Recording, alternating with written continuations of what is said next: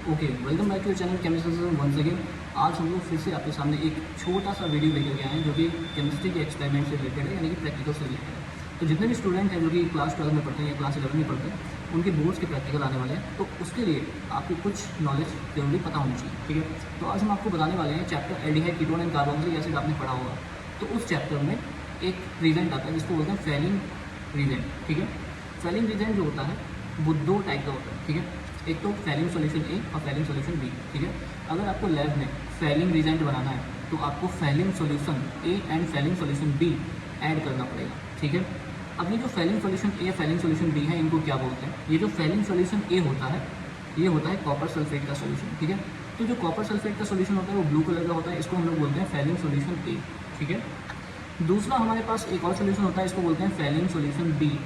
ये होता है सोडियम पोटेशियम टार्ट्रेट और ये कैसा होता है? कलरलेस होता है। ठीक है, इन दोनों सॉल्यूशन को जब 50-50% मिला लिया जाता है तो फिर फैलिंग रिएजेंट बनता है। ठीक है, तो आज हम क्या करेंगे, फैलिंग रिएजेंट लैब में कैसे प्रिपेयर करते हैं वो देखेंगे। ठीक है, तो सबसे पहले हमारे पास एक टेस्ट ट्यूब होनी चाहिए, या फिर आप अगर बड़ी स्केल पे बना रहे हैं तो आप 50-50% दोनों को मिक्स कर लें और आपका जो रिएजेंट बनेगा उसको बोलेंगे फैलिंग रिएजेंट। ठीक है, सो फैलिंग रिएजेंट हम समझ गए हैं कि दो सॉल्यूशन को मिला करके बनता है, फैलिंग ए और फैलिंग बी। ठीक है, हम क्या करेंगे कि हमारे पास एक ड्रॉपर है, इस ड्रॉपर में कुछ वैल्यू है, मतलब ml में यहाँ पे रीडिंग्स हैं, तो इसको हम लोग मीज़र करके हम मीज़र करेंगे और मीज़र से इक्वल क्वांटिटी यानी कि ए और बी दोनों की इक्वल क्वांटिटी जो है रखेंगे।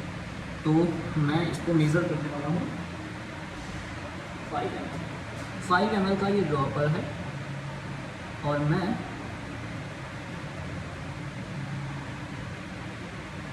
इसमें एग्जैक्टली 5 ml ही लेने वाला हूँ। ठीक है, ये जो 5 ml है मैं इसमें ट्रांसफ़र कर लेता हूँ। ठीक है, आपने क्या किया, जितनी क्वांटिटी फैलिंग ए की ली है उतनी ही क्वांटिटी आप फैलिंग बी की ऐड करोगे। तो मैंने फैलिंग ए की क्वांटिटी ऐड कर ली है 5 ml। अब मैं 5 ml Fehling solution B add करूँगा।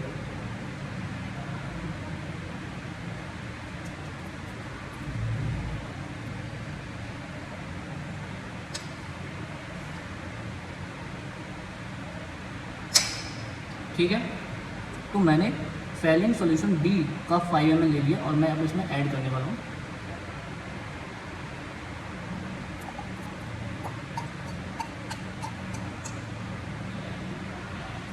ओके, तो जब मैंने फैलिंग ए और फैलिंग बी को 50-50% मिक्स कर लिया तो एक डार्क ब्लू कलर का रिएजेंट मिल गया है मुझे, इसको बोलते हैं फैलिंग रिएजेंट। ठीक है, अब आगे ये जो फैलिंग रिएजेंट है इसका यूज़ क्या होता है? फैलिंग रिएजेंट एक वीक ऑक्सीडाइजिंग रिएजेंट होता है, यानी कि ये जो हमारी टेस्ट ट्यूब में डार्क ब्लू कलर का बना है ये क्या है? फैलिंग रिएजेंट है। इस फैलिंग रिएजेंट की हेल्प से हम एल्डिहाइड को ऑक्सीडाइज कर सकते हैं, यानी एक वीक ऑक्सीडाइजिंग रिएजेंट है, कीटोन को ऑक्सीडाइज नहीं कर सकते। तो आज के अगले वीडियो में हम लोग इस वाले रिएजेंट से एल्डिहाइड को ऑक्सीडाइज करने वाले हैं, उस वीडियो को भी आप जरूर देखिएगा। आई होप आपको इस टाइप के जो नॉलेजेबल पॉइंट्स हैं ये समझ में आ रहे होंगे। तो copper sulphate plus sodium potassium tartrate, ये फैलिंग या फैलिंग भी बोले जाते हैं। इन दोनों को जब 50-50% मिला लेते हैं तो फिर हमारा फैलिंग रिएजेंट बनता है और जो कि डार्क ब्लू कलर का होता है।